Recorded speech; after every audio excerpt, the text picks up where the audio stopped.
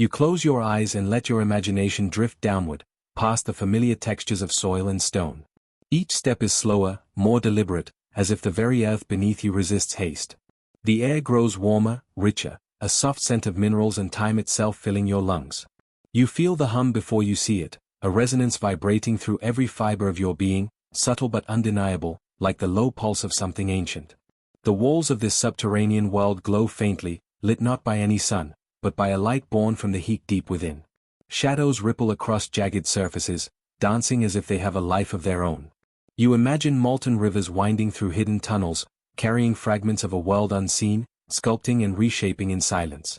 The liquid rock moves slowly, gracefully, a painter smoothing its canvas over millennia. There is no rush here, there is only the deliberate patience of geological time. As you sink further, you notice the layers above you. Sediment pressed into stone, bearing the weight of ages. Each stratum is a page in a story older than any memory, etched with subtle changes in color, texture, and density. You reach out and imagine touching these layers, feeling the quiet pressure of countless years pressing down upon you.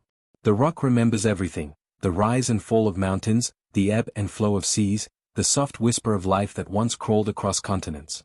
You imagine that the earth itself breathes, slowly inhaling and exhaling through cracks and vents. The warmth around you pulses like a heartbeat, steady and unhurried. Every vibration tells a story, of pressure building, of chemical dances invisible to the eye, of energy stored and released in rhythms that defy human calendars. You feel your own heartbeat align with this subterranean rhythm, a gentle connection between yourself and the deep interior of the world. Further down, the temperature rises. The air thickens, carrying with it an almost liquid quality.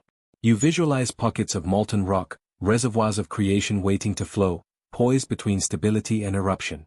There is a kind of tension here, not frightening but alerting, a quiet reminder of the Earth's immense potential, its patient power. You let your mind wander along the edge of these pools, imagining the slow, hypnotic swirl of magma, glowing red and orange, moving as if it were breathing. Each swirl is a story, a journey of transformation, from solid to molten, from pressure to release. You sense that this deep world is both fragile and eternal. Tiny shifts in temperature, slight movements of rock, can cascade into events that reshape landscapes above. Yet, in this very delicacy, there is profound stability. The processes are so slow, so meticulous, that to the eye of a human, they might seem permanent. Mountains rise imperceptibly, rivers carve valleys over centuries, and yet beneath it all, the molten heart continues its patient dance, crafting the foundation for everything that lives above. You drift along this vision, imagining the microscopic life forms that exist in extreme heat, resilient and mysterious. They cling to mineral surfaces, thriving where most life would dissolve. Their existence is a quiet testament to adaptability, a hint that even in the most inhospitable corners of our planet, life finds a foothold. You picture these creatures moving slowly, methodically, their cycles interwoven with the larger rhythms of the earth. They are unseen but essential, part of the hidden tapestry that supports everything above. In this meditative descent, you notice the subtle hum again, stronger now, resonating through the molten chambers. It is as if the earth itself is communicating, not with words, but with vibration and warmth.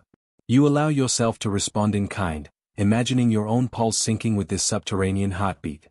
There is a strange comfort in this connection, a feeling of being cradled by something vast, ancient, and remarkably aware. You realize that beneath the surface, time is measured differently. Here, patience is a tangible presence, and every movement carries purpose, even when it seems imperceptible. Your journey takes you past fissures glowing with orange light, where molten rock gently escapes, creating small rivers that curl and twist like liquid flame. You sense the careful balance between containment and release, the way pressure is held and then gradually eased. It reminds you of breathing, the slow intake and release of energy, the subtle exchange that keeps the world alive. You imagine yourself floating alongside these rivers, feeling the heat without fear, understanding the delicate equilibrium that sustains the planet's hidden heart. The walls around you are etched with crystalline formations, minerals that grew slowly over countless years. Each crystal refracts the dim light, sending glimmers across the cavern like whispers of forgotten stories. You reach out and imagine tracing their edges, sensing the meticulous patience that went into their creation. In these formations, time feels almost tactile, a fabric you can touch and hold, woven from heat, pressure, and the patient accumulation of countless moments. You pause in a vast chamber, the ceiling lost in darkness above, the floor glowing faintly with molten currents beneath. The air here vibrates softly, as if every particle acknowledges the immense energy around it. You breathe deeply, inhaling warmth, exhaling tension, letting yourself dissolve into the quiet rhythm of the earth. There is a sense of being simultaneously small and infinite, a fleeting consciousness aware of a process that stretches beyond imagination. Time loses its usual meaning. Minutes and hours fall away, replaced by a sense of slow unfolding. You are a witness to creation in one of its most primal forms, a dance of heat, pressure, and transformation. Every swirl of magma, every shimmer of mineral, every subtle shift in the chamber speaks to a patient energy that shapes the world above in ways unseen. You feel gratitude for this hidden realm, for the quiet power it exerts, for the gentle reminders that even the most immense forces can move with grace and restraint. As you begin your ascent, carrying the memory of these molten chambers with you, you notice the layers of rock folding and bending in slow arcs. You imagine the weight above pressing gently, shaping and reshaping the chambers below. The Earth's memory is long, its lessons subtle. You feel that every experience here, every image and sensation, has left a trace in you. You rise with a sense of wonder, knowing that the surface world is connected to this hidden depth in ways you can feel but never fully see. And as you approach the threshold where earth meets air, where warm stone gives way to cooler soil, you carry the gentle pulse of the underground with you. You remember the quiet patience of molten rivers, the shimmering crystals, the resilient forms of life that thrive in heat. There is a lingering question, soft and unhurried, whispering through your mind. What other hidden forces shape the world around you, unseen, yet always present? You step quietly onto the edge of the Earth's hidden heartbeat, where the crust thins and the warmth beneath begins to hum. Beneath your feet, the ground feels alive with a patient, imperceptible rhythm. It is here, in the deep, that molten rock awakens from long dormancy, not in sudden bursts but in a careful, slow dance of heat and pressure. Imagine it as a river, thick with honey, moving almost imperceptibly, yet unstoppable in its journey. You lean closer, letting your senses feel the gentle pulse of the molten heart, the deep glow of energies that have traveled eons to reach this moment. The formation of magma begins with a subtle surrender of the solid to the heat beneath. Minerals, once tightly bound in crystalline patterns, begin to loosen, letting go of their rigid structures. In your mind, picture a lattice of tiny dancers, each holding hands, then slowly releasing, spinning free in a warm, invisible current. You sense the patience required here, nothing is hurried. This is the slow poetry of the earth, of pressure and heat colliding in gentle insistence, coaxing transformation from what seemed permanent. You watch the chemistry at work. Elements that were once separate, distinct, begin to mingle. Silicon, oxygen, iron, magnesium, each molecule vibrates with potential, seeking a new balance. Tiny bubbles of gas rise as though shy spirits breaking free from stone. They do not leap suddenly, nor do they rush, each movement is deliberate, a soft unfolding of energy. Your attention slows with them, feeling time stretch, your heartbeat sinking with the patient rise of this incandescent river. The heat is not violence, it is a slow, embracing insistence. Consider how magma collects in chambers, hidden from sight. These are vast, unseen halls beneath mountains, where molten rock pools like liquid amber, waiting. You imagine the chamber as a quiet room, filled with soft golden light. Currents ripple gently across the surface, creating waves of warmth that move the chemistry along, bringing elements together that will one day shape rocks, mountains, and islands. Each current is a story, each bubble a sentence in a language written in heat and pressure.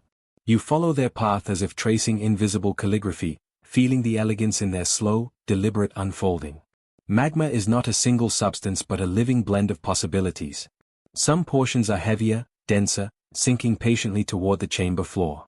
Others are lighter, rising slowly, like thoughts you cannot yet grasp fully. You watch as crystals begin to form within, stubborn and patient, resisting the flow but ultimately accepting their place in the molten narrative.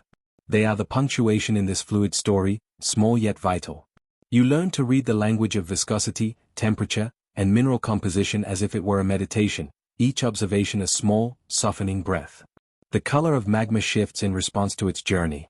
You notice deep reds, fiery oranges, gentle yellows, like sunlight filtered through a prism of patience. Each shade tells of chemical composition and temperature, a visual melody of scientific truth. You imagine painting with these colors, slowly blending, layering one over another, yet never forcing the strokes.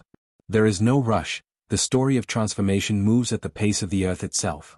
Even as you watch, you understand that what appears chaotic is profoundly ordered, a quiet orchestration of forces older than any memory you hold. You allow yourself to float in the current of thought that magma inspires. Time here is different. Minutes stretch into the kind of hours that feel like gentle tides, washing over the shore of your attention. You notice that bubbles rise from deep below, carrying whispers of gas, carbon dioxide, water vapor, and other volatile spirits. They twist and turn, meeting resistance from denser rock, then slipping upward again.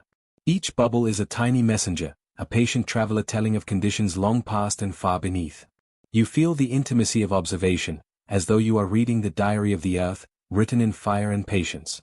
Even as magma moves, the surrounding rock listens. The crust above is pliable yet firm, shaping and responding to the currents beneath. You imagine the chamber as a quiet symphony, where solid rock and molten liquid converse in language older than your comprehension. Pressure builds subtly, carefully, storing energy for potential release, though today you only witness the gentle negotiation.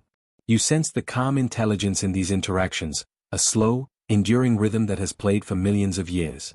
The earth does not hurry, and you are reminded of the value in observing slowly, letting understanding unfold like a quiet sunrise. Sometimes magma finds a path upward, seeping into cracks and fissures in the crust. Here, it touches the outer world, yet even this emergence is gradual. You picture it as warm, golden silk threading its way through the fabric of stone, slipping without violence, carrying stories of its long subterranean journey. In some places, it may wait for centuries, in others decades, before it fully surfaces. You marvel at the patience inherent in this movement, the quiet insistence of energy seeking expression without haste. Each advance is a lesson in persistence, each glow a meditation on transformation. The chemistry of magma also teaches of balance. Elements that might resist each other in cooler contexts mingle gently here. Sodium, potassium, calcium, and aluminum move as if in conversation, forming bonds and breaking them, shaping the future minerals that will one day solidify into granite, basalt, or obsidian. You imagine tiny sparks of light marking each interaction, ephemeral but meaningful. Understanding this, you feel a quiet respect for the slow, unseen work of the planet, how it holds and releases energy with precise care, a patient artist crafting continents and islands in invisible studios. Listening to magma is like listening to a slow, wordless story.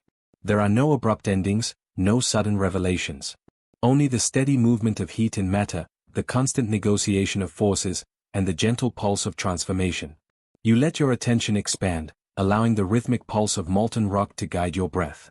With each rise of bubbles, each subtle change in flow, you sense a deep narrative, a story of persistence, patience, and quiet power. There is no hurry here. Every movement teaches that greatness lies in enduring, in flowing steadily even under immense pressure. Even as you prepare to leave, the magma continues its invisible journey. You feel it beneath your skin in imagination, the patient movement of heat and matter echoing through your mind. You realize that what seems static from above is a world of constant motion below. Mountains, valleys, and islands will one day be shaped by these slow rivers of molten light, yet for now, they move silently, invisibly, in a rhythm older than your comprehension. You carry a small piece of that rhythm with you, a quiet meditation on transformation, heat, and patience. And as you step away from this hidden world, your thoughts drift upward, toward the surface where wind and water interact with rock and lava. You begin to wonder how the shapes of mountains, carved slowly over millennia, might mirror the persistent currents you have just witnessed. The magma whispers a promise. Every transformation, no matter how slow, leaves a trace, a gentle echo in the living story of the earth. You step lightly on the fragile crust of a land sculpted by fire and patience. Beneath your feet, ancient lava flows, once molten rivers of light, have cooled into quiet stone, each crack a secret, each ridge a story.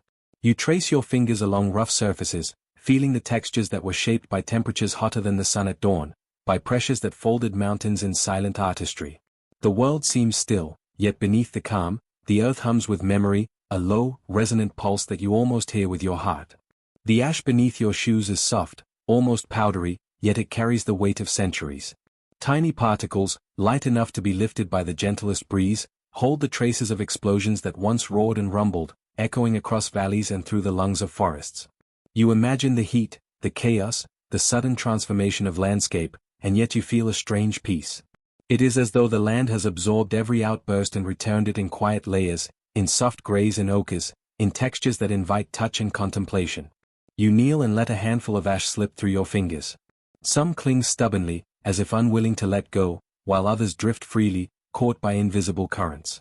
You think of every eruption as a heartbeat of the planet, a moment when the earth spoke with raw, unfiltered language. Each layer of sediment, each streak of darkened stone, is a word, a phrase, a message left for anyone patient enough to read the silent text. You inhale deeply and notice the faint scent of minerals, sulfur, and rain-washed soil, a reminder that even in stillness, the earth continues its slow, inexorable work. In the distance, you see saplings pushing through hardened rock. Their green tips shimmer, fragile yet persistent, a testament to resilience. Life, you realize, does not merely return, it learns to dance on the ashes, to grow where others cannot, to find nourishment in the remnants of destruction. You picture the roots beneath the surface, threading through crevices, extracting sustenance from the mineral-rich soil, forming unseen networks that link tree to tree, life to life. In this quiet dance, you feel the invisible pulse of continuity, the certainty that nothing is ever truly lost, only transformed. You walk along a ridge, and the land slopes downward into a valley carved long ago by lava and erosion.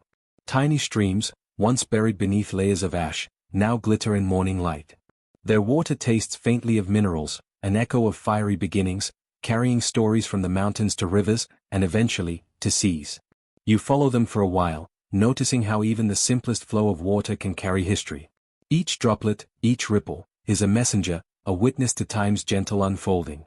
You imagine ancient animals drinking here, humans tracing paths along these currents, generations passing as the valley itself shifts imperceptibly. Every rock you touch seems imbued with a past that extends beyond memory. Fingerprints of volcanoes long dormant, of lava cooled in shapes that suggest patterns almost deliberate, almost sentient. You think of the people who walked these lands before you. What did they see in the ash and stone? Did they feel the same awe, the same quiet recognition that life is resilient, that moments of violence and change are woven into the tapestry of survival? You sense that the land holds these questions gently, offering them to you in a voice soft as the wind, yet insistent as the heartbeat of the world. You pause at a high point, looking out over a panorama of valleys and ridges, of shadowed craters and sunlit plateaus. Dust drifts in the air, catching light and scattering it into tiny prisms. It reminds you that even the smallest particles carry a story, a memory of eruption, of wind, of rain, of centuries passing unnoticed. Each speck is a whisper, and together, they form a chorus of the earth's recollection. You close your eyes, listening, imagining the voices of generations that lived, adapted, and thrived in these conditions, carried forward not in words alone, but in the very texture of the land itself. The wind rises slightly, teasing the ash into spirals.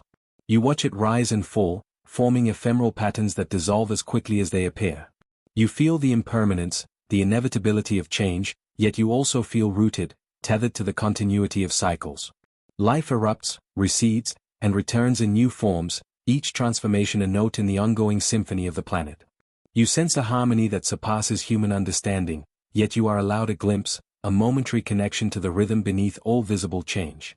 As you descend into a narrow canyon, the walls speak in shadows and light.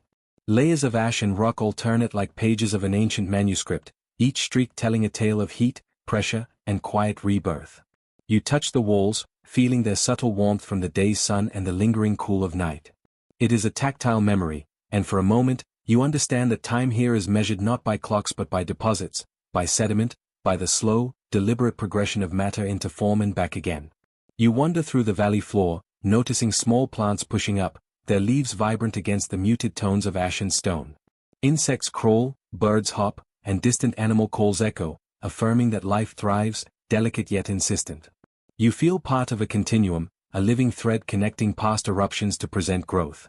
Every step you take is cushioned by layers of history, and every breath you draw mingles with the dust, the scent of soil, and the memory of fire. In a clearing, you find a shallow pool reflecting the sky, its surface disturbed only by a gentle breeze. You lean close, peering into it, seeing the clouds mirrored, fleeting and mutable, just as the land is ever changing beneath the surface. You touch the water, ripples forming concentric circles, reminding you that every action leaves an imprint, however small. The earth records, remembers, and transforms, and you are both witness and participant. Finally, you lie back on the cooled ground, letting the layers of ash and stone support you. The sun dips lower, and shadows stretch, softening the landscape into a gentle blur. You feel the deep, steady pulse of the earth beneath you, a rhythm older than any story you know. The layers of history, of life erupting and receding, speak in silence, teaching patience, endurance, and quiet reverence. You sense that this memory is alive, whispering to anyone who listens carefully, guiding you toward the next chapter of understanding, the interplay of time, change, and the ceaseless renewal that shapes every corner of the planet. Beneath your quiet gaze at the night sky, the ground beneath your feet holds its own mysteries. You are cradled by a planet that does not rest, a world that breathes in rhythms so vast that they stretch far beyond a single lifetime. The earth, though it feels solid, is alive with motion, a living mosaic of heat, stone, and restless fire. Tonight, your thoughts follow that fire down into the hidden chambers where supervolcanoes dream. A volcano, in ordinary measure, is already immense, a wound in the crust through which the earth exhales its molten breath. But a supervolcano is something different. It is not merely a mountain with a smoking crown. It is a vast reservoir, a buried ocean of molten rock, so wide and so deep that it can shift the fate of continents when it rises to the surface. These are the giants of geological time, and when they stir, the world remembers for millennia. You imagine standing in the silence of Yellowstone, its rolling meadows, the steaming pools reflecting pastel skies. Beneath that serenity lies one of Earth's greatest calderas, a chamber of magma so large that it stretches like an underground sea. You cannot see it, but you sense its presence, a sleeping titan whose dreams ripple through the geysers, the bubbling springs, the breath of sulfur that rises softly into the air. A supervolcano eruption is rare, spaced apart by hundreds of thousands of years, yet its echoes reach through history and deep into the climate of the planet. When such a chamber empties, the sky itself changes. Ash clouds climb into the stratosphere, veiling the sun in a delicate but unforgiving shroud. For months, sometimes years, the warmth of the sun is muted, and the earth cools. Crops fail, rivers freeze, animals wander in search of food, and human stories are reshaped by the silence of those darkened skies. Yet even as destruction unfolds, creation follows. The cooled lava becomes the bedrock of mountains. The ash, when settled, nourishes soils richer than before. Entire valleys bloom in the centuries after, forests spreading, rivers carving new paths across the volcanic plains. You realize that the earth is not cruel, nor kind, it is simply alive, pulsing in cycles of breaking and mending, burning and healing. You let yourself drift further back in time, imagining the eruption of Toba, some 74,000 years ago in what is now Indonesia. It was an event so vast that its ash spread across continents, its veil dimming the planet's light. Some scientists believe humanity itself was shaped by this eruption. Our ancestors bottlenecked into smaller groups, forced to adapt, to survive, to rebuild in the aftermath. Out of fire and shadow, the human story continued, perhaps even strengthened. There is a rhythm here, like breath. The earth inhales as magma rises, gathers, and waits. It exhales when the pressure breaks free, releasing fire into air and water. Between those breaths are long silences, seasons of rest where life returns, where forests grow thick and animals wander unbothered by what lies beneath. In this way, the earth teaches patience, cycles that stretch beyond human time, yet weave directly into our own survival. You picture the calderas themselves, vast bowls in the land, some flooded with lakes so wide they appear endless, others cloaked in green, disguising the scars of eruption. They are the footprints of giants, impressions left behind by ancient fires. Walking their rims, you might feel only the wind and hear only birdsong, but beneath, there is memory, waiting. The science of these forces is both humbling and beautiful. Magma forms from the melting of rock, driven by heat left over from Earth's creation, stirred by the decay of radioactive elements, pressed by the shifting plates above. It gathers, buoyant, moving upward until it meets resistance. A chamber fills. Pressure builds. At times it is released gently, in small eruptions, in fountains of lava that spill but do not devastate. At other times, the balance tips suddenly, and the supervolcano exhales in a single, overwhelming sigh that reshapes the horizon. Still, the earth does not seek to frighten you. Its breath is as natural as the tides, as the cycle of seasons. It reminds you that change, even immense change, is not the end but the continuation of a larger story. Where mountains fall, valleys rise. Where ash dims the skies, new soil is born. Where life seems broken, it finds new paths. You, too, are part of this rhythm, learning to trust in cycles beyond your control. The thought is oddly comforting. For if the earth itself is never fixed, never unchanging, then your own transformations, your own eruptions and silences, are part of something greater. You breathe with the planet, through moments of turbulence and moments of rest, through fire and through calm. Slowly, your attention returns to the present moment. You imagine lying at the base of a dormant caldera, the stars scattered above like ash from ancient fires. The ground is still warm beneath you, heat traveling upward from chambers unseen. The night air is cool, the silence vast.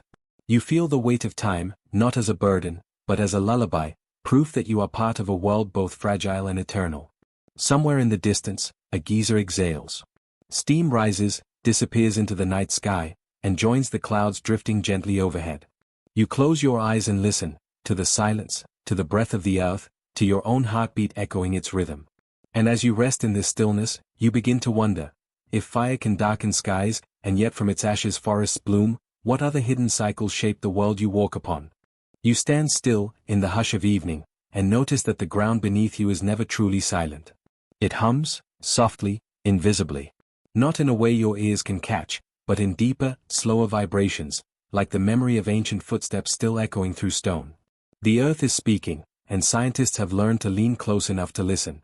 You imagine their instruments, tall, slender seismographs with delicate pens that quiver across paper, sketching invisible movements into jagged lines. Each spike, each curve, each restless wave is a syllable in the planet's long and patient story. Tremors ripple outward, sometimes fierce, sometimes barely more than a sigh, but always carrying meaning.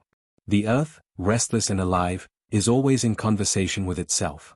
As you breathe, you begin to sense what it might mean to hear those tremors. You picture the ground not as solid, but as layered with voices, rock sliding past rock, magma rising in unseen chambers, water seeping into cracks that widen and close with a rhythm of their own. To walk upon the earth is to stand on a surface that never truly rests. Gas, too, becomes part of the language. Deep within volcanic vents, bubbles of carbon dioxide and sulfur dioxide press upward, seeping through soil, drifting into the air. They are the planet's breath, invisible, but traceable with careful sensors. Scientists lean in, watching how much gas escapes, how its composition changes, how its rhythm shifts. To them, the air above a volcano is as revealing as the ground below, carrying news from hidden fires. You picture yourself beside them, holding instruments that translate whispers into numbers. A chart flickers on a screen, each line rising and falling like the gentle pulse of a heart. And you realize, these signals are not warnings shouted in panic. They are small, careful notes, quiet reminders that the earth, too, has needs and moods. Listening is an act of respect. It is how scientists learn to stand not against the planet, but with it. As night deepens in your imagination, you let yourself sink further into the rhythm. You close your eyes and feel the faintest quiver in your own chest, the steady beat of your heart. Is this not, too, a tremor? Each pulse a wave of movement inside your body, invisible but real. You notice your breath, how it fills and empties like the slow expansion of underground chambers. Suddenly, you see the kinship, your body and the planet, both speaking in subtle signs, both asking to be heard with patience. Curiosity has always been the guide. Long before modern instruments, people watched the ground with attentive eyes. They noticed springs that dried, animals that grew restless, trees that bent or leaned in strange ways. Ancient observers did not always have words for what they saw, but they knew that the earth was alive with meaning. Their attentiveness was a form of care, a vigilance born from love as much as from fear. Today, scientists continue that tradition with tools that sharpen the senses. Satellites orbit far above, scanning for tiny bulges in the ground where magma pushes upward. Networks of sensors stretch across continents, listening for vibrations that travel faster than sound. Computers gather the fragments, weaving them into patterns. What emerges is not certainty, but story, a tapestry of signals that reveal how the earth shifts, prepares, and exhales. And yet, for all the technology, the essence remains the same. To listen is to lean closer, to quiet your own noise, to notice what was once hidden. The practice becomes almost meditative. You picture a researcher seated in a silent room, watching lines scroll slowly across a screen. Nothing dramatic happens for hours. Only the smallest deviations, the faintest changes. But then, in the stillness, a pattern emerges. A rhythm grows sharper, more insistent. The whisper becomes a word, the word becomes a sentence. Meaning takes form, gently but undeniably. As you imagine this, you feel yourself slipping into the same patience. You learn to hear not just with your ears, but with your whole awareness. A tremor is no longer just a tremor, it is an echo of pressure deep inside stone. A change in gas is no longer just a change, it is the earth shifting its breath, adjusting its balance. You realize that vigilance, at its root, is simply paying attention with care. You walk, slowly, across a landscape shaped by these signals. Each ridge, each valley, each smooth plain of cooled lava is a sentence written long ago. The mountains you see are not still, but frozen mid-speech. They carry within them the memory of eruptions, collapses, rebuildings. To trace their lines with your eyes is to read history written not in ink, but in fire and ash. The science does not diminish the mystery. Instead, it deepens it. For the more you learn, the more you realize how little of the Earth's language is fully understood. Patterns stretch over centuries, rhythms longer than a human life. Some signals lead to bursts of activity, others fade into quiet again. To study them is not to demand answers, but to accept the Earth's pace, slow, patient, often unpredictable. And in that acceptance, you find something tender. Listening becomes less about control and more about relationship. Just as you listen to a friend, not to solve them, but to honor them, so too do scientists listen to the Earth. Vigilance becomes a gesture of respect, a way of saying, we are here with you, paying attention. You take another breath, steady and slow, and notice how the act itself mirrors this practice. To inhale is to receive a signal, to exhale is to acknowledge it. You realize that listening is not passive. It is a form of dialogue. The Earth whispers, and in staying present, you answer. Silence stretches, soft and full. You imagine yourself drifting toward sleep, your body attuned to these unseen rhythms. The tremors underfoot, the gases rising unseen, the ground forever shifting, all of it continues, quietly, whether you notice or not. But by choosing to notice, you are woven into the conversation. And as you linger in that awareness, one question begins to form, gently, like a new thread tugging at your thoughts. If the Earth speaks so softly, what other hidden voices might still be waiting, patiently, to be heard? You are sitting by a quiet fire. Its glow is soft, the flames bending and curling like dancers moving with a rhythm only they know. Above, smoke drifts into the night air, forming shapes that vanish before you can name them. It feels like a mirror of thought itself, flickering, dissolving, reappearing. You breathe slowly, and in that drifting smoke you begin to see something more. The stories of those who came before you, people who looked at the chaos of the world and tried to give it meaning. Long before equations and telescopes, there were myths. When thunder cracked the sky, it was not seen as an accident of charged particles but as the voice of a god. When the ground shook, it was not the restless movement of tectonic plates but the anger of a giant stirring beneath the earth. To be human is to live in wonder and in fear, and the mind, gentle yet restless, seeks patterns, explanations, reassurance. So stories rose like smoke, carrying both awe and trembling into the sky. Imagine yourself in a small village thousands of years ago.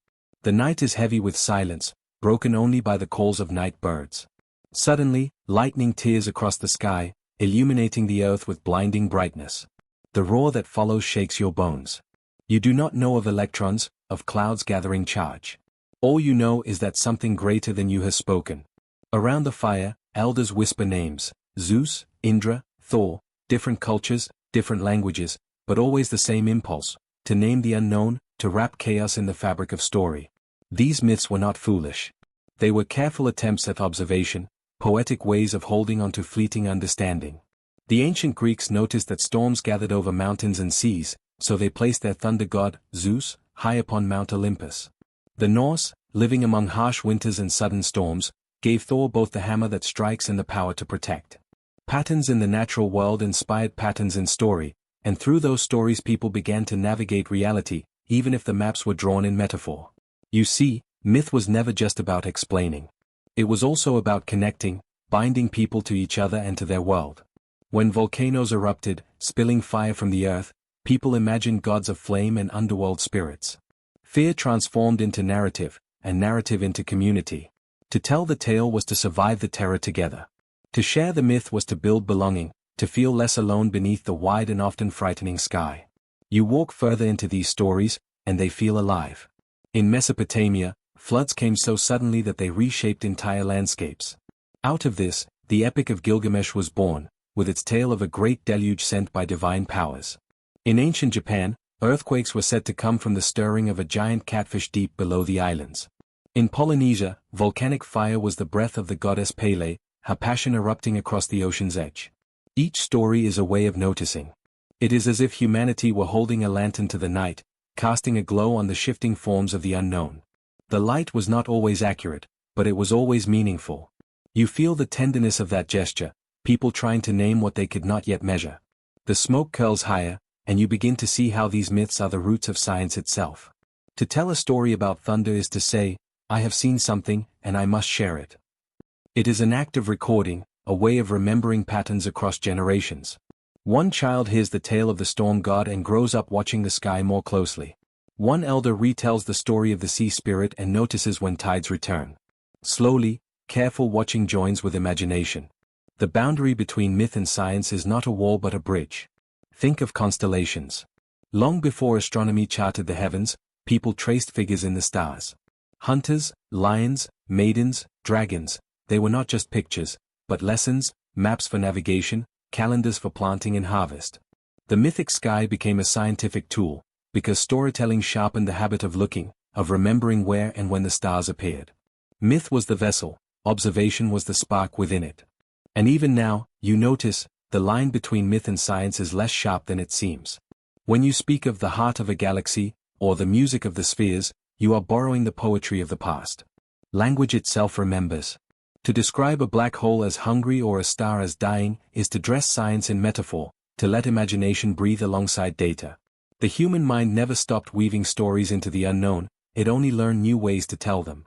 You sit quietly and realize, myth was humanity's first lullaby to the universe. It soothed fear. It gave shape to chaos. It said, you are not alone, the storm has a name. In this way, myth and science share a heart. Both are born of curiosity. Both rise from the same desire, to understand where you are, and why the world moves as it does. As the smoke thins, the fire crackles lower, and the night leans in close, you feel gratitude for these early stories. Without them, perhaps there would have been no careful watching, no slow building of knowledge. Myths were scaffolding, fragile yet necessary, holding the shape until the stonework of science could stand. But myths also remind you that knowledge is not only about accuracy. It is also about meaning. A formula explains lightning, but a story lets you feel its majesty. Both are needed. Both belong. And in this balance, you glimpse the true rhythm of human understanding. You watch the last strands of smoke dissolve into the stars, and you wonder gently, if stories once rose to explain the storm, what new stories might rise to explain the mysteries we have not yet solved? Dark matter, hidden energy, the strange silence between galaxies. The fire flickers one last time. The night holds its breath. You lean into the quiet, carrying the warmth of these stories forward, toward the next question, waiting in the dark. You rest within the stillness of a twilight plain, your mind wandering across an open horizon. The earth, beneath your quiet gaze, does not always move in fire and fury. More often, it shifts in whispers, soft, almost hidden eruptions that slip between the moments of history. They do not demand attention, but they endure, reshaping the ground beneath your feet with a patient hand. You begin to sense these subtle exhalations in the smallest patterns of stone and soil. A gentle crack in the crust releases steam, and though no fire leaps skyward, this breath of vapor carries minerals, moisture, and warmth into the air. Around such places, mosses gather, grasses root, and tiny flowers bloom in defiance of the raw rock. You realize that life listens more carefully than humans often do, responding to every soft change, every overlooked eruption, every tender shift. In your drifting vision, you see fields of basalt, dark stone that did not arrive in violence but seeped quietly from fissures in the earth. These plains are vast and unassuming, stretching like dark oceans made solid. They did not capture the spectacle of volcanic fireworks. Instead, they spread slowly, layer upon layer, until entire regions were cloaked. Over centuries, soil formed upon them, delicate and rich. Forests followed. Animals moved in. What once was bare rock became a world of green, because of quiet eruptions that asked for no applause. The rhythm is patient. You feel it echo in your breath. Not every transformation is meant to be sudden. Some unravel like long, low notes in a lullaby, steady and unhurried. Even the grandest volcanoes have their gentler moments, small puffs, minor flows, the tiniest flickers of their underground heartbeats. These events do not break the sky with thunder. They murmur to the earth instead, a reminder that creation is as much about patience as about power. You wander further in this imagined landscape, carried by the slow current of thought. Before you, a steaming meadow spreads across a volcanic valley. No towering plume, no scattering ash, only quiet fumaroles releasing thin threads of vapor into the cool air.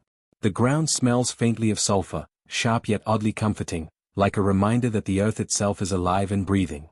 Around these vents, microhabitats thrive, strange bacteria, colorful mats of organisms painting the soil with reds, oranges, and greens. These are places where life experiments boldly, adapting to conditions few others could endure. You marvel at how such small, constant whispers of heat can create entire hidden ecosystems. It is easy to imagine eruptions only as disasters, but here, in this gentle space, you feel another truth. Smaller eruptions are not enemies of life but companions to it. They carve new ground, bring minerals to the surface, warm cold landscapes, and offer niches for the inventive spirit of evolution. Without them, the stage of the earth would be far less diverse, far less alive. Your thoughts drift across oceans now, where volcanoes speak in quiet tones beneath the waves. A mound of pillow lava forms slowly on the seafloor, each rounded shape the result of molten rock meeting cold water. No one on land hears this eruption.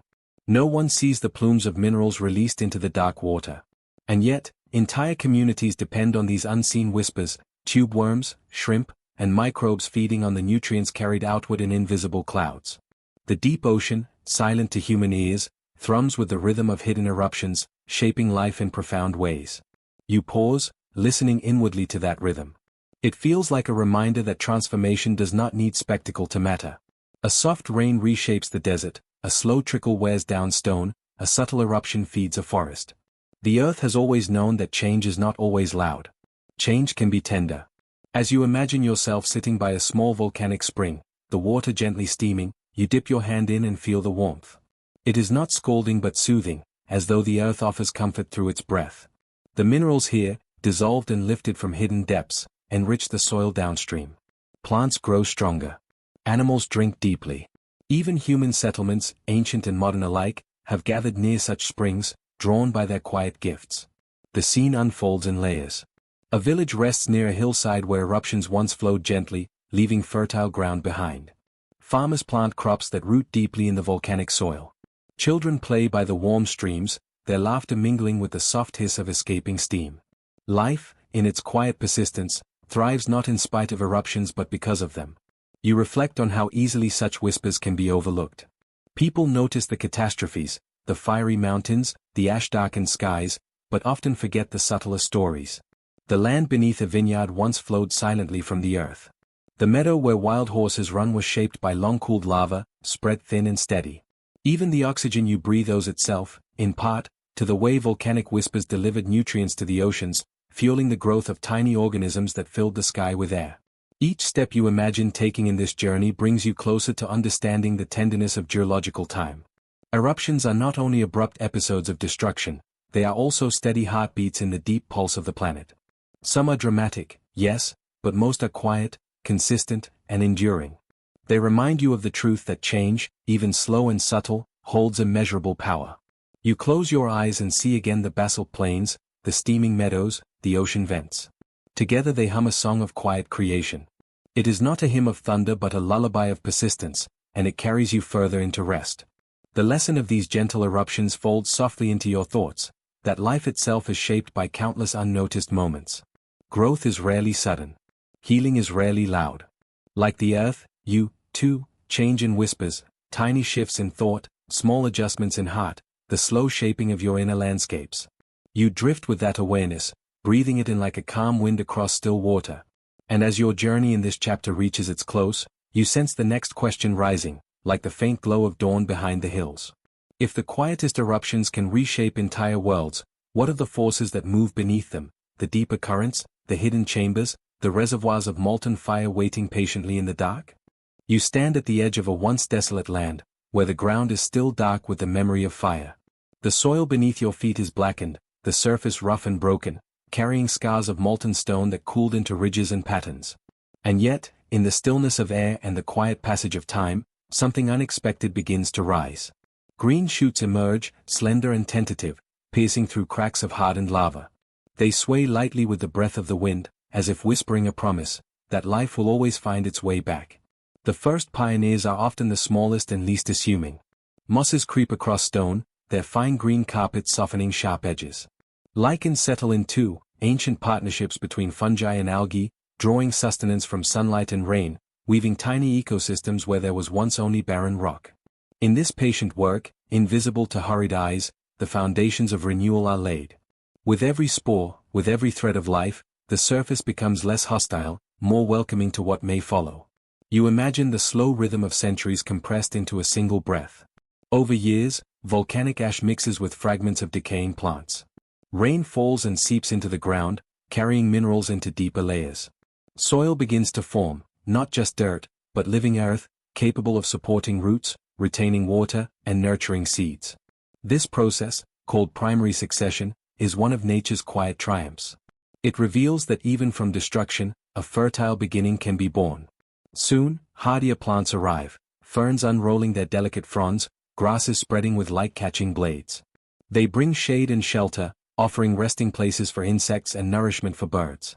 Small trees follow, their roots winding through volcanic cracks, holding firm against the shifting ground. Bit by bit, a community grows where once there was silence.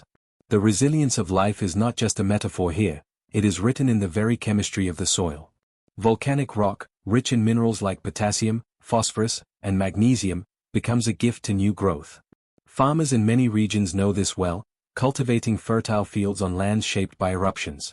From the slopes of Mount Etna to the valleys near Mount Fuji, people have planted vineyards, orchards, and rice paddies on volcanic soils, harvesting abundance from the ground of former ruin. Destruction and nourishment are two sides of the same cycle. As you walk deeper into this recovering world, you begin to notice the diversity that flourishes in these conditions. Rare flowers bloom, their colors bright against the dark backdrop of stone. Some plants grow nowhere else but here, adapted uniquely to the challenges of volcanic terrain. Insects that specialize in these environments follow, pollinating blossoms and spreading seeds. Lizards and birds weave into the scene, each finding a niche in the intricate web of return. What feels miraculous is, in truth, a steady unfolding of ecological rules. Species arrive in waves, each preparing the way for the next. One group alters the soil, creating conditions for another. With patience, a barren slope may one day transform into a forest rich with creatures, a full ecosystem arising from nothing more than rock, rain, and time. You pause and breathe deeply. The air carries the scent of wet earth and faint traces of flowering herbs. There is calm in this place, a softness in knowing that renewal is not rushed. Unlike human timelines, with their urgency and deadlines, the earth moves at its own unhurried pace. It takes centuries for mature forests to rise on old lava flows, but every step along the way holds its own beauty. A patch of moss is as much a victory as a grove of trees. Stories of renewal are etched in many volcanic landscapes. In Hawaii, the land formed from fire has given birth to lush rainforests and unique bird species found nowhere else on Earth. In Iceland, moss fields blanket vast lava plains, their bright green glow visible from afar. On the island of Krakatoa, destroyed almost entirely by the Great Eruption of 1883, explorers found bare rock at first, and within a few decades, jungles teeming with life returned. These examples remind you that resilience is not just theoretical, it is visible, measurable, undeniable. And yet, resilience is delicate. Ecosystems born from volcanic soils are balanced on fine threads. Too much disturbance, too sudden a change, and the fragile progress can falter. Invasive species, human interference, or another eruption may undo centuries of growth. But even then, the cycle does not truly end. It begins again, with lichens, with moss, with patient, persistent life. As you reflect, you realize that this pattern mirrors your own inner world. Times of upheaval, moments when all seems burned or broken, are not the end. They are the soil from which something new may grow. Renewal does not erase what came before, but transforms it, weaving old loss into new foundations. Just as the earth creates fertile ground from ash, so too do you carry within you the quiet power of beginning again. You walk along a path where ferns brush against your hands, where birds call softly from young branches overhead. Light filters through leaves, dappled and gentle. Each step feels steady, as though the land itself is guiding you forward. The cycle of destruction and renewal is not dramatic here. It is humble, patient, and endlessly repeating. In this rhythm, you find peace. You see that resilience is not about resisting change, but about allowing transformation. Just as plants root themselves into shifting ground, bending without breaking, you too can meet life's uncertainties with quiet endurance. The forest ahead thickens, shadows deepening as the canopy closes overhead. The ground is richer here, covered in layers of fallen leaves that return their nutrients to the soil. You sense the presence of countless unseen lives, microbes, fungi, insects, all working in harmony to sustain this living system. Renewal is not just about plants and animals, it is about connections, about the web of relationships that make survival possible. You pause once more. The journey of this land is far from over. Storms will come, winds will tear through branches, and one day fire may return. Yet renewal will follow, again and again. It is the enduring story of Earth itself. Destruction never has the final word.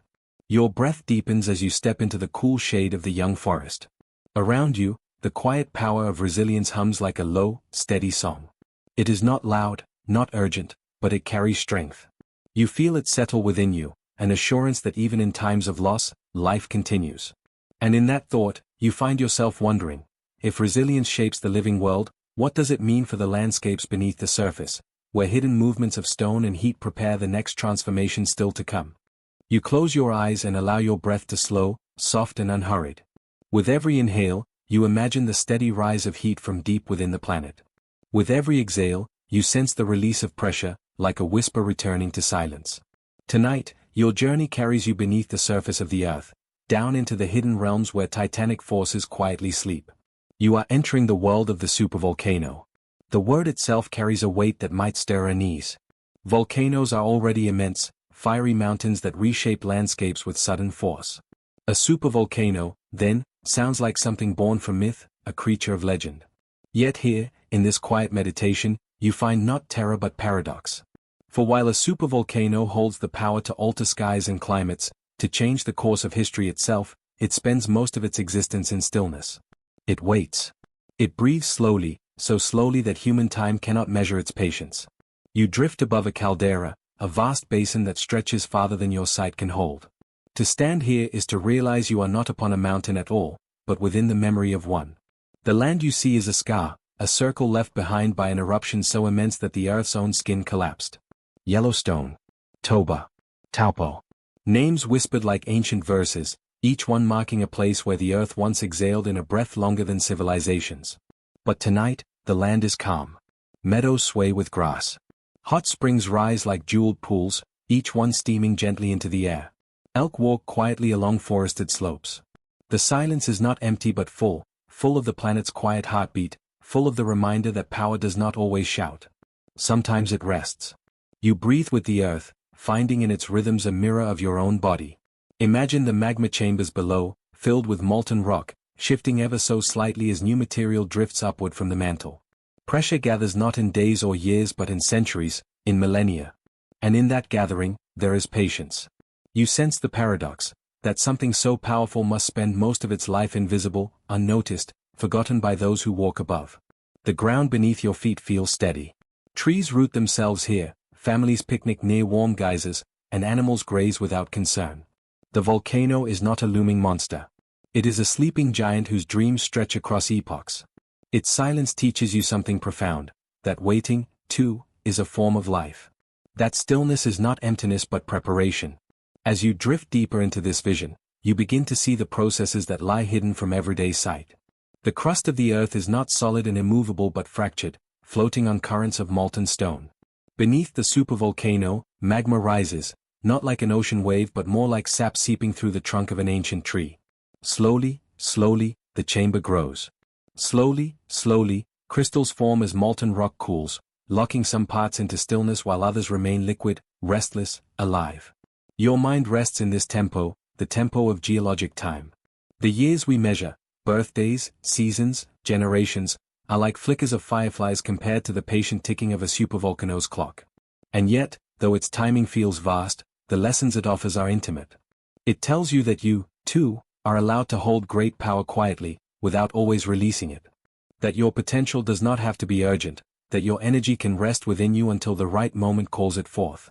Listen closely, and you can almost hear the faint crackle of pressure deep below. Scientists measure these whispers with seismographs, listening for tremors that humans cannot feel. They trace the patterns of rising heat, the way geysers surge and calm, the tilt of the land as it subtly lifts and falls. To them, the Earth is not silent, it is full of messages, full of breath and sighs. And so is your body, if you choose to listen.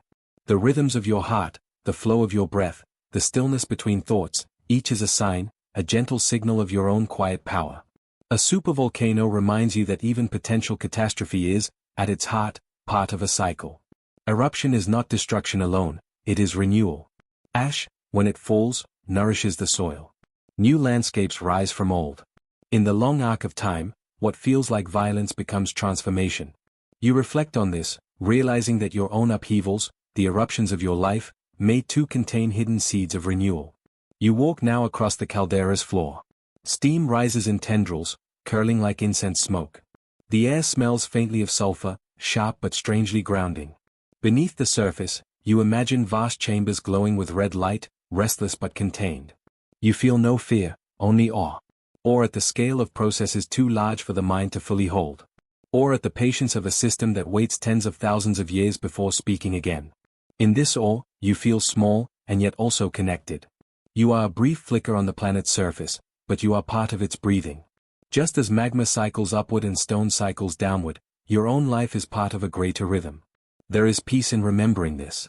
Peace in knowing that the vast and the intimate, the cosmic and the personal, follow the same hidden laws. You pause, and the stillness wraps around you like a blanket.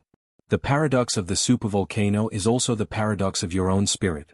Immense potential, yet often serene. Capacity for upheaval, yet most days spent in quiet. You, too, are a caldera, holding depth, holding power, holding silence. The night deepens, and stars glimmer above. They shine over forests and hot springs, over sleeping herds and distant ridges. They shine over magma chambers waiting in the dark. They shine over you, small and vast at once, breathing with the rhythm of a planet that has always known how to wait. And as you prepare to leave this vision, you carry with you not dread, but calm. You know now that power does not have to roar to be real. That patience is not weakness but wisdom. That the earth itself is teaching you to breathe, slowly, deeply, with trust in the cycles of silence and renewal. You walk to the edge of the caldera and look outward, wondering. If this is the rhythm of a single place, of one sleeping giant, what other patterns might the earth hold? What other paradoxes wait to be understood in the quiet balance of its forces? You breathe once more with the earth, and the question lingers gently. What secrets lie in the slow dance of shifting continents, in the tectonic plates that cradle oceans and mountains alike? Beneath your feet, far below the crust you walk upon each day, there lies a quiet colossus. It is ancient, patient, and full of secrets. The giant does not stir quickly. Its movements are slow, measured in centuries, even millennia. And yet, its presence is constant, a reminder that the world you know is built upon restless foundations. You sense it, even if you never hear it, the silent heartbeat of the earth's interior, the molten breath of the deep. You close your eyes, and you imagine drifting downward. First through soil, then through stone, through the compressed layers that have built themselves over time like the pages of a book. Each stratum tells a story, volcanic ash turned to rock, coral reefs lifted high by tectonic force, mountain ridges folded from ancient seabeds. And beneath them all, there is warmth. A steady glow, deepening with every imagined descent. It is here, in these hidden depths, that the giant sleeps. Its body is made of molten silicate and iron, heavy and hot. Its pulse is measured in convection currents, as mantle rock creeps upward in slow, almost imperceptible swells, carrying with it the memory of Earth's fiery birth. The crust above shifts and breaks under this movement, giving rise to earthquakes, volcanoes, mountains, and oceans. The surface you know is not still, it is only the skin of a restless, dreaming being. Yet tonight, in your quiet reflection, the giant feels peaceful. You sense it as a presence more than an event. The magma chambers lie heavy but unmoving, reservoirs of heat that may one day breach the surface, but not now. Not tonight. The giant rests. You picture Yellowstone, a vast plain, where geysers and hot springs send plumes of steam skyward. People walk its boardwalks and marvel at the colors painted by thermophiles, tiny organisms thriving in the heat. Beneath this landscape lies a supervolcano, a chamber vast enough to alter global skies if it were to awaken. And yet, it has not. Its rhythms are not ours. To the giant, 10,000 years pass like the length of a breath. There is caution in that knowing. But also calm. Just as you do not fear the slow pulse of your own heart as you drift to sleep, you do not need to fear the giant's deep rhythm. Instead, you observe. You honor its scale. You let its slowness become your own. The heat of Earth's interior is not simply danger. It is also life-giving. Without it, there would be no shifting plates, no recycling of nutrients, no continents colliding and breaking apart. Volcanic eruptions, though fierce, enrich soils, making them fertile and abundant. Islands rise from the sea because magma pushes upward, creating new homes for plants, birds, and people. Even the carbon dioxide exhaled by volcanoes plays a role in balancing climate across the ages. Creation and destruction are not opposites here, they are partners in a long, patient dance. And so you breathe with the earth. Slowly. Deeply. With the understanding that the ground beneath you has always been in motion. That permanence is an illusion, but so too is fragility. The giant shifts, but it endures. It teaches you that stillness and change are not contradictions. Your imagination drifts farther still, to times when super-eruptions truly did paint the skies. Ash clouds stretching across continents. Sunlight dimmed for years. Ecosystems struggling, then adapting, reshaping themselves as life always does. Humanity itself is small in comparison, and yet, here you are. Alive. Curious. A witness to this vast story. You realize that survival is written not only in strength, but also in adaptability. As you float in this thought, you see how even the most fearsome forces of nature are also reminders of resilience. Species rise, species fall, and yet life finds a way. The Earth's interior keeps reshaping the stage, and on that shifting ground, existence continues. What seems like catastrophe in one frame of time may become foundation in another. The giant is not cruel. It is not benevolent. It simply is. A presence older than memory, older than language. To name it sleeping is to put its vastness into human terms. But in truth, it is always moving, always dreaming, always carrying within it the seeds of tomorrow's landscapes. You let yourself sink into that idea. The giant is not your enemy, nor your protector. It is a reminder. A reminder that you are small, yes, but also part of something immense. That your own heartbeat is another rhythm within the Earth's chorus of motion. The night deepens. The stars wheel above. The crust cools in its long exhale, radiating heat to the void of space. But below, the fire remains. The mantle does not sleep as you do, but its constancy allows you rest. You know it is there, you know it is vast, and yet tonight, it feels quiet. You imagine the future. Will there come a day when the giant shifts again, dramatically enough to be remembered by every living thing? Perhaps. But you also imagine a future where humanity continues to observe, to learn, to adapt, where science is not only a tool of warning, but also of wonder. You picture children gazing at geysers, asking questions, marveling at rainbows caught in steam. You picture satellites tracking the rising bulges of land, instruments listening to the subtle tremors beneath. Curiosity and caution, side by side. That balance feels right. To be aware, but not afraid. To watch, but not worry. To live, but also to listen. This is the gift the giant offers you tonight. A reminder that knowledge itself can be a form of calm. That by looking deeply into the Earth's mysteries, you find not only answers, but also peace. Your breath slows. You feel your body sink into stillness, as if the crust beneath you is a raft carried gently on the mantle's slow tides. You are part of this drifting, part of this great geological lullaby. The giant cradles you without notice, without intent, and yet, you rest. And as you hover in that liminal space between waking and dreaming, you sense the unresolved question rising softly in your thoughts. If the Earth itself carries such hidden fires, what other mysteries, just as vast, might lie waiting in the depths of the universe?